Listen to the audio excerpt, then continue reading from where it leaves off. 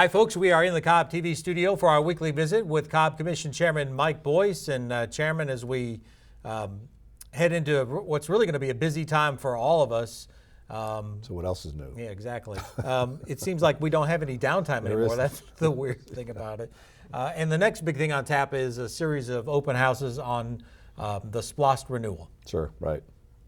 Well, I think that between now and the first week in May, we're going to have 20 open houses, and this is another example of us getting out to the public, getting their input, and hearing what they think about the proposed SPLOST list, both from the county and from their cities, and give us some feedback so we can go back and adjust the list, if there's going to be a list. If there's a groundswell of opposition to SPLOST, I understand that, but I think everybody has to understand that, you know, by not having a SPLOST, we now have to find $150 million extra every year in our budget to address recapitalization and the most important part, two most important parts of the SPLOST, proposed SPLOST list, are the resurfacing of the roads here. And we all know right now, because of all the rain we've had this year, there's no better example of why we need to address this issue. I could not have created a better situation than the potholes that are developing out there, because the underlying nature of the roads have not been addressed in the time they should have been, so that this situation would happen. So the famous line, you can pay me now, you can pay me a lot more later. Well, guess what? It's now later, and it's going to cost a lot more. And then the second thing is our recommitment, a continued commitment actually, to addressing public safety needs in the presence of facilities that address the 21st century needs of public safety to keep all of us safe here in the county. So you're going to see on the screen here, you're going to see what I've been talking about with various groups already, and what you'll see at the town halls in some fashion starting next Tuesday, I believe, right? Mm-hmm. So the first slide obviously is the welcome slide. The second slide is the famous pie chart that talks about how the proposed SPLOST will be broken down. Now, I just want to give us a second to look at that slide so you can see what it is that this funding will be doing for all of us here in the county. And as you can see from the slide, the three biggest portions of the slides are transportation, which goes back to my earlier point about the resurfacing of the cities.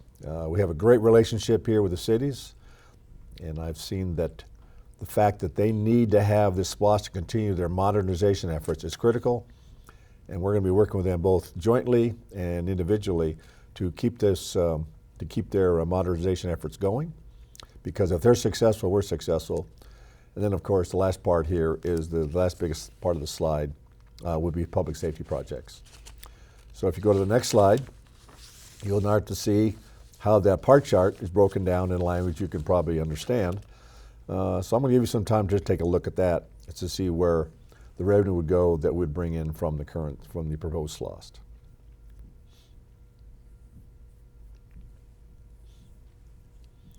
I think the slide pretty much speaks for itself. On the left side of the slide is the county, the Cobb County portions of the slide. And the center is those projects that are working with the cities on, and also the other countywide projects. And the right side, the layman's language would be, that's what the commissioners have to use to address their specific projects in their areas.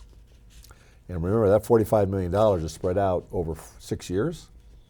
So the commissioners have roughly about, $11 million, a little bit more than that, mm-hmm. Just for 6 years, and that's not a lot of money. That's about $2 million a year. And in 21st century dollars, that's not a lot of money to address real requirements that each of them have.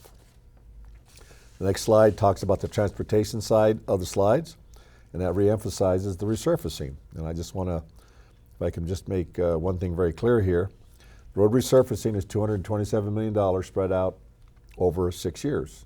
So that's roughly about, I think, $35 million a year. Well, $35 million a year is roughly about 1.5 mills, and that's what we'd have to raise the millage rate by to address the failure to extend or renew the SPLOST. And I'm not sure where we'd find 1.5 mills politically that any commissioner would be willing to lead the charge on that. And the other part is that even if you didn't want to do the resurfacing, we still have the requirements that have to be addressed. And the SPLOST does not allow us the flexibility to do fractional SPLOST. It's all or nothing. So we're not just saying $227 million for resurfacing. A failure to renew the SPLOST would actually, we'd have to find about $145 million a year, every year in millage rate to address proven requirements both for us and the cities. And I'll just once again do the math for you. $145 million is roughly about 4 mills. If you think finding 1.5 mills is tough politically, imagine going back to the voters asking for 4 more mills. But if you look at 4 mills, that's roughly what our millage rate was back before we started moving things into SPLOST. All right. The reason we have a low millage rate is because at the turn of the century, we decided somewhere, a past board, that we're going to lower the millage rate and use the SPLOST to pay for projects that we used to pay for traditionally with general fund dollars, which is why our millage rate was above 12. And by some coincidence, 4 mills plus the current millage rate would take us above 12. So anyway, just want to be practical about that. The next slide is where we're spending money for public safety. We have 21st century criminals, and we need to have a 21st century police force to address these criminals. And that requires infrastructure that is modern and responds to the fact that we have a new way of looking at things when it comes to responding to crime in the county.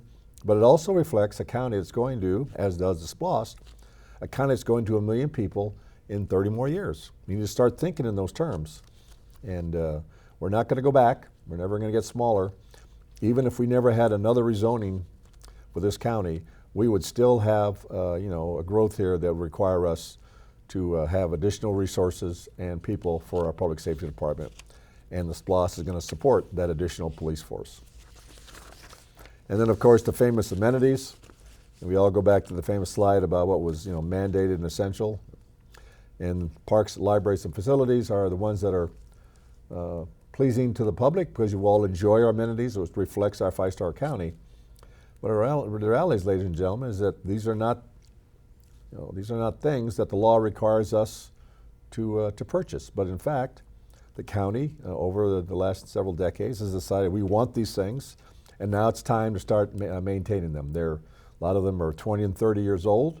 Their insides need significant work, and it's just a lot more cost-effective to rework them than to build a new building. So this slide here on parks, libraries, and facilities simply to address our houses. My house is probably 60 years old this year, and 20 years ago, my wife and I had to spend a significant amount of money to renovate it, to bring it into the 21st century. And this is no different for our parks, our libraries, and other facilities. And then the last slide, of course, is more projects that deal with public safety. They're important and significant to all of us. So again, on the slide right now, you have a list of all the open houses. I want everybody to know that we're going to be there. It'll be a 3-part program to the open house. We'll talk about the budget, proposed budget for the summer very briefly because there's not much on there that I'll be looking to address. We'll address the SPLOST slides you saw here and expand on a little bit more. And then the major part of the open house will be addressing questions and answers. So I want to see you all there. Looking forward to it. This is a great example of open and transparent government, and I know that you'll get a lot out of it. Plus, in the facility itself, there'll be posters around the room or in a separate room that illustrate the projects that we're proposing for the SPLOST list. So again, it's going to be a great effort.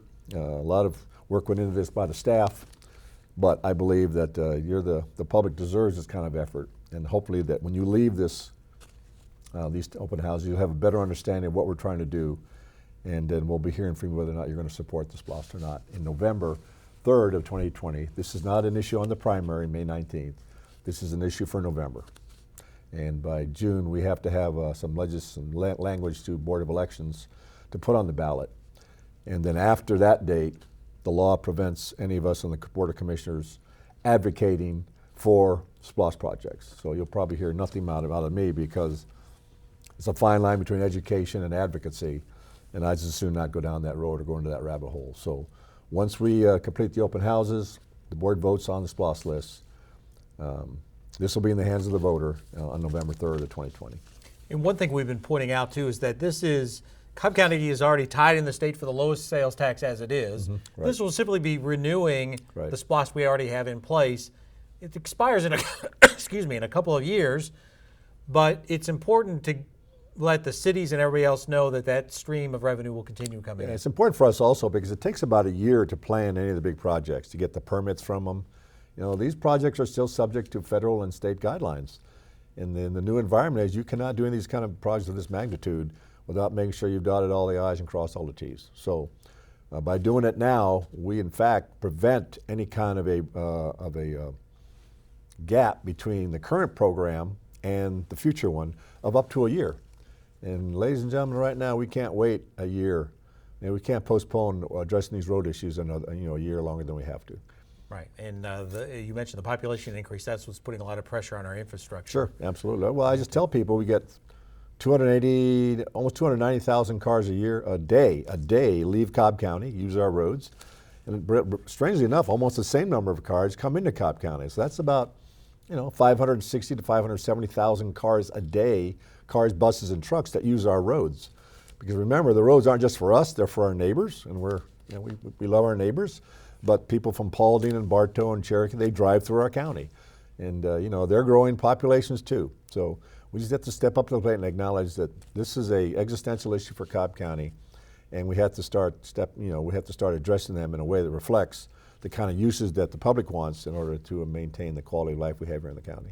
Well, speaking of a growing population putting a strain on the county, it also has to do with our elections. I've done a couple of stories with our elections folks. I know they're running at 100 miles an hour trying to get everything ready for the March primary. It's got to do with some changes in locations, new voting machines, a very complicated situation that's going to make for some interesting times. Yeah, I'm glad because this is something that on the surface you go to a poll and you vote and think that's all there is to it. Well, it kind of reminds me of the Wizard of Oz. The guy behind the curtain pulling all the levers. There's a lot of stuff that happens behind the screen here. And look, we're getting new voting machines this year, and we did a beta test with them, and it went very well. But it didn't have to deal with a significant number of voters we're going to have that come in the primary, and certainly in November. And I think the interesting statistic here is that since 2016, we've had another 150,000. Approximately, yeah. All right, somewhere in that neighborhood, though, voters added to the voter registration list in the county. We have 144 precincts. And last year alone, we had to make 36 changes to those precincts. And this year, we've already had to make some changes. And unfortunately, this issue has become politicized. Well, this is not an issue that we should be drawing into politics. We have 144 precincts here. Every one of them in November of 2018 was fully staffed at that time. And to become a poll worker, you can't just show up and decide, well, I'm going to sit here and run the laptop and I'll do the voting machine. They have to be trained and certified. They have to be vetted. To think that almost all of those polling stations, the precincts, are manned by volunteers. And they get remunerated $100 a day to be there almost 14 hours. We could not do what we do in Cobb County without the people that are volunteers taking the time to be trained, all right, which takes several days, and then to make the commitment either for one day or for 3 weeks to man the polling, the precincts, especially those for early voting. For early voting, I read somewhere here that people want to have more early voting places. Well, I'd like to have a new car, all right? First of all, if you want to have early voting for 3 weeks, you have to find places that are willing to give up their spaces for 3 weeks. And we're doing that in the senior centers and our recreation centers. But remember that by doing that, you're impacting the population of people that use those facilities. So they have a vote in this, in a sense. They have a vote in this also, how we use their facilities. You have to have facilities that are ADA compliant, all right, the American Disabilities Act. There are so many requirements that we have to meet involving security. We're dealing with the fact that the school systems, because of the fact of the times we live in here, it's not that they have any issue with us philosophically using their schools for voting, but for security reasons. They just do not have take over their schools for a day while people come in there and mix in with the school population. So I understand that and support that. So you just take all these variables and you try to find a way to address more voters, all right, in the same number of precincts. And the reason we have the same number of precincts is driven by one thing and one thing only. Well, two things actually. First of all, the number of facilities we have, but the other one is resources. The budget that we have from Cobb County, we're responsible for staffing those polling stations and paying for it. This is not a state, this is a county responsibility. And again, it goes back to that issue. The taxpayers in Cobb County give the board so much money, and we have to find ways to allocate that money that match our priorities. And while I tell people that public safety is our number one priority, it is not our only priority. Voter security is a very high priority, particularly in every election year. So we're doing the best we can with the resources that we're given by the public, by our ability to find eligible people to work in the precincts, and then thirdly here, to deal with the equipment that's given to us by the state. And I'm going to go on record here right on Saturday now. There are going to be lines on May 19th when you go to vote. There'll be lines on November 19th. November 3rd when you go to vote. Why is that?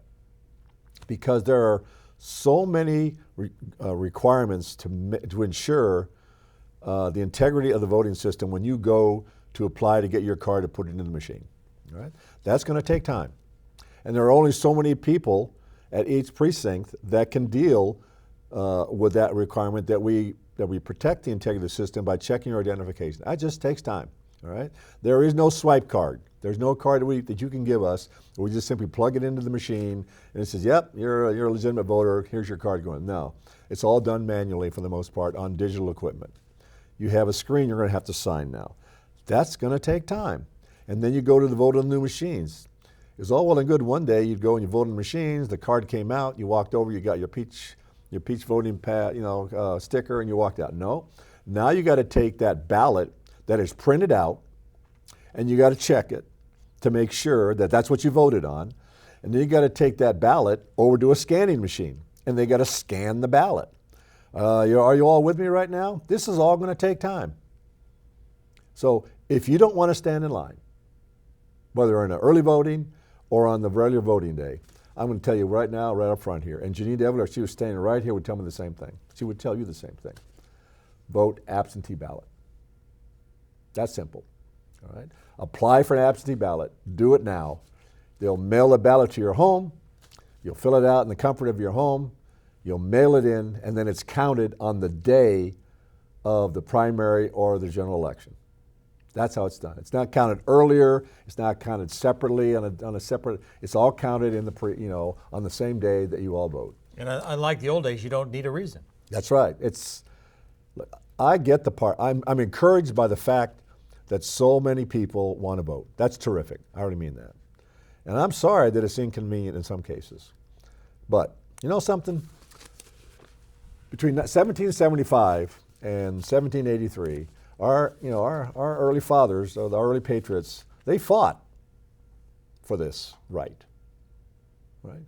So they fought for almost 8 years to free us from colonial rule and give us the ability to do what we have and has become a great America.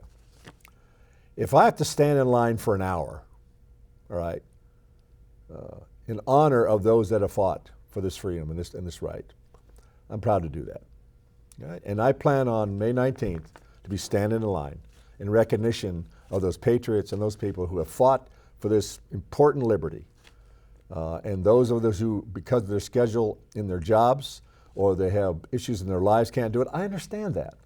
Okay? Vote by absentee ballot. But I'm just not, the fact that the voting system right now may be inconvenient to some, that's become a political issue, and I just don't think that's appropriate. Nor do I believe that's appropriate to politicize this issue by saying that the system itself, is rigged in a way that's going to support certain kind of candidates. There's just absolutely no truth to that foundation.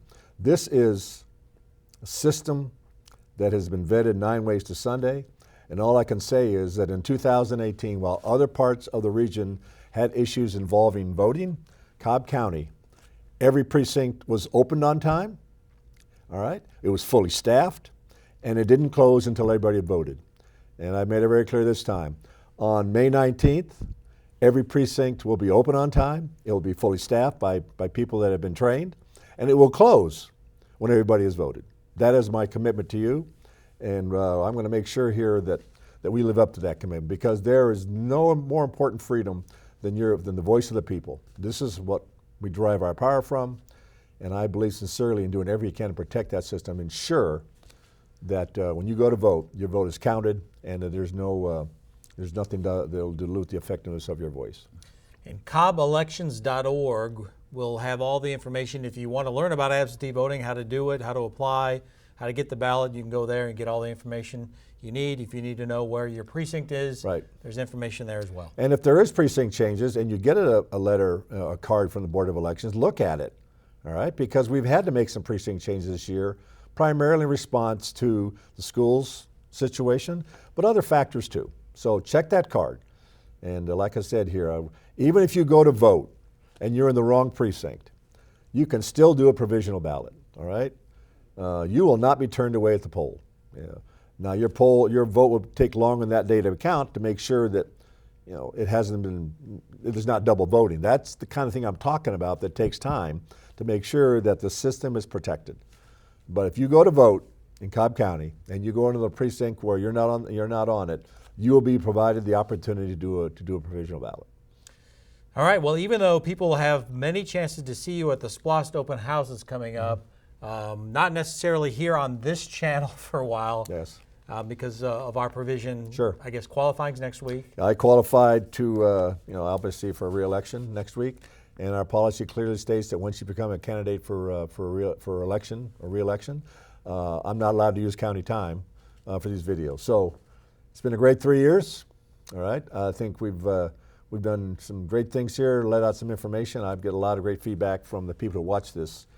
But again here, this will not be the last you see of me. I'm still the chairman, still have a lot of responsibility to get out there and talk to people. But I want to thank you and the team for making this a great benefit for the county. And I look forward to watching you do your thing for the next few months. All right, and this will be on our YouTube channel forever, so people can keep watching it as long as they want to, if they want to keep getting their fix. Yeah, they must. I would tell them to get a life. We appreciate you coming in at least this time, and good luck qualifying next week and whatever happens after that. And again, come visit us at the open houses for SPLOST. As the chairman mentioned, we have 20 of them. CobbSPLOST2020.org is the website for all the information on that. We invite you to visit that page, continue to subscribe to his newsletter and our other products here at Cobb County as well. Okay.